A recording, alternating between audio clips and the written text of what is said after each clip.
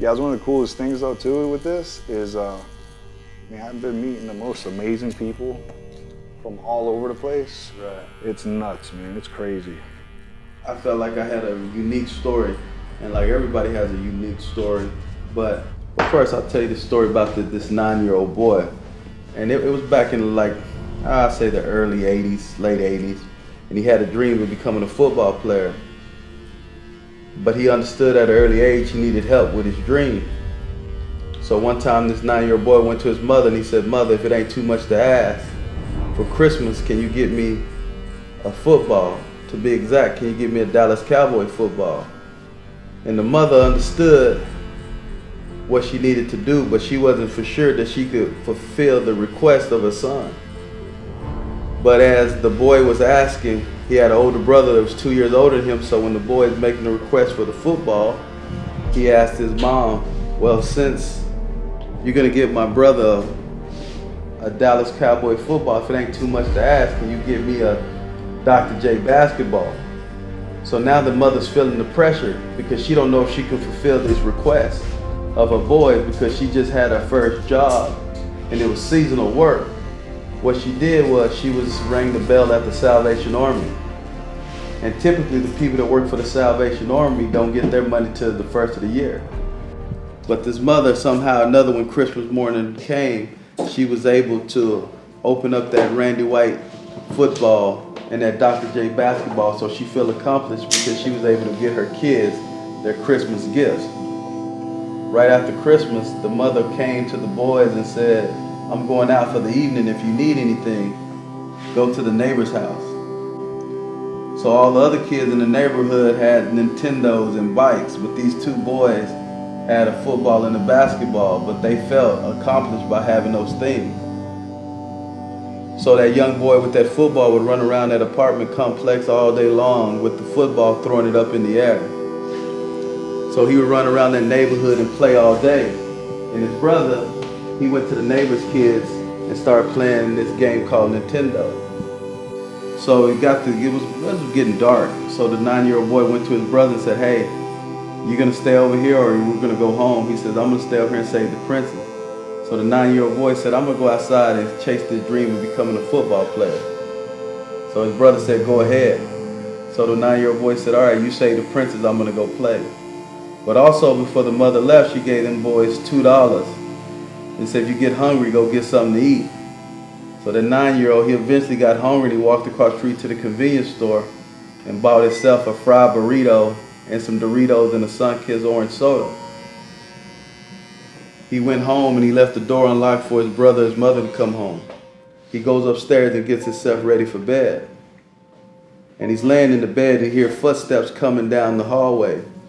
And the boy got excited because he was thinking that his mother was coming home early or his brother was coming home.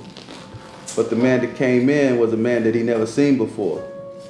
But the boy wasn't afraid because he was accustomed to seeing people come and go in a place he calls home. So the boy raises up on the edge of the bed when he sees the man, and the man sits there and he asks the boy, "Where's your mama?" And the boy looked at the man and says, "I don't know, she's out." And before the boy could think, the man grabbed him and wrapped the bandana around his neck and began to squeeze this dream out of him. Only thing he could feel was his neck and his ankles. And eventually the man put a pillow over his face and began to punch the boy. The first punch knocked him out. The next punch waked him up. And eventually this boy was there just laying and he was screaming for help. Then the man grabbed him and stabbed him in the neck with a screwdriver. Then this boy rolled over and slid down the edge of the bed. And he was up under the bed and he was face down in his own blood. And he could smell the bleach and the pine sol and the common that him and his brother had cleaned for HUD Housing Authority so they can have something to live and pass inspection. And eventually he looks over and the man screaming to him in broken English, "Where's your mama? She stole my money." And the boy looks over and the only thing he remembered of the man that attacked him was the bottom of his blue jeans and his snakeskin boots. And eventually the boy gets up and walks next door after the man runs away. He picks up his football on the stairwell as he walks down, and the ball is covered in blood. And he walks next door where his brother is playing Nintendo, and he bangs on the door. And he says, "Brother," he said, "don't save the princess, save me." Now that 9-year-old boy is a 40-year-old man in Florida getting his hair cut.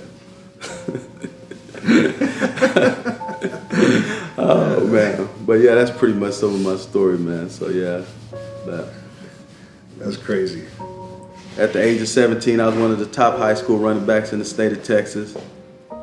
I was facing a 5 to 99 prison sentence for something I didn't do. I started my senior year in the county jail. Eventually, I have a visitor that comes see me in jail, and the twist to this story, it was my mama. But she was incarcerated the same time I was, on her way to prison for life. So she walks in the jail cell, and I look at her, and she said, "So you went and got yourself into trouble?" And I look at her and I said, "But mama, I didn't do what they said I did. I can get life." And she looked at me and says, "Me too," and turned and walked away. She understood that I was in trouble, but she also understood that she was in trouble. So she couldn't really comfort me because she was a young mother and she had to look at her own life. From this time to that time, I educated myself. So I was able to go to college, get a bachelor's, a master's degree. Because the only reason I went to college is because when I got out, I started working at this car dealership, a BMW dealership. And I always was working there because I like BMWs and Chevy. And that's when the first year they were thinking about coming out with the Tahoe and things like that. So this dealer, so I always used to watch the cars, hoping one day I earn enough money to get one. But eventually, the guy at the dealership took notice of me and he sent me to college. He said, "Any place you want to go in the United States, if you go, I'll foot the bill." And that's how I made it to college. But the only reason I was going, I thought I was playing him. Not for the simple fact that, I told him I was going to college to get an education, but the only reason I went to college is because I said I'm going to play there 1 year and go to the pros. Yeah. You know what I'm saying? But really, at the age of 21, I was kind of a shell of myself that I was at 17 and 18. I put up some numbers at a small university, but I wasn't good enough to go pro. So at the age of 21, I put the football down and I picked up the books. Now, I'm not saying I put the S in study, but I sure damn put the C in commitment.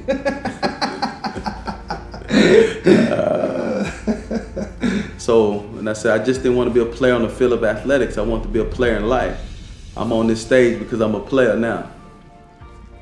So I graduated, and then so the twist this was that my mom finally made parole from prison.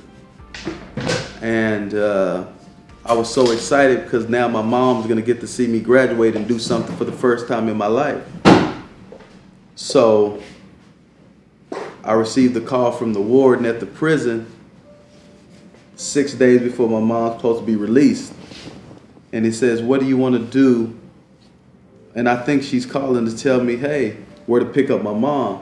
But she says, "Hey, your mother's on life support at Scott and White's Hospital. Do you want to come and be with her?" I said, "What do you mean? She's getting out in 6 days." He goes, "Well, she's on life support in the hospital." So before I can get in my car and get on the highway, she calls back and says, "Karen has expired." So what turns out, my mother ended up being murdered in her jail cell from medical neglect. Yeah.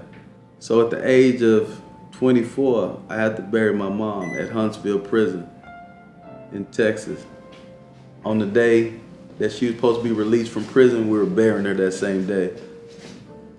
So, that's pretty much...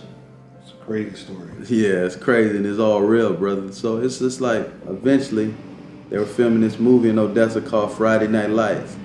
They needed ex-football players to come and do stunts. So what I did, I went out there and auditioned for the role. And so they hired me on the spot because I was an ex-athlete, ex-football player. I was making $150 a day. Did that for 3 weeks, and I said, well, in the process, I might as well sign up for a master's degree in college because I ain't got no other option. So I started working on my master's degree, working as an extra, but that wasn't really paying the bills. So eventually I was thinking about going to get me some dope and sell it, become a drug dealer like my cousin. But the day that I go pick him up and we're thinking about doing, he gets shot at a Whataburger and get paralyzed. So it made me start rethinking what I need to do. So I pray to God and I say, God, if you show me a better way and give me an opportunity, I won't even never do this. So the next day I go back to the movie set and it was an open audition. And the director said, just go get dressed and put this Dallas Carter outfit on and I'll get you something in this movie. So I believe what he said.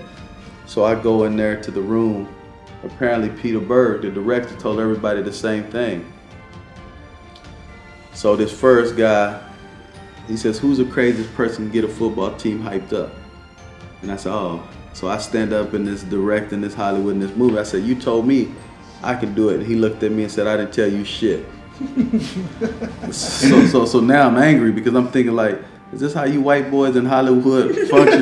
You know what I'm saying? You just told me outside you gonna get me something in this movie, but now you're telling me you're not gonna do anything.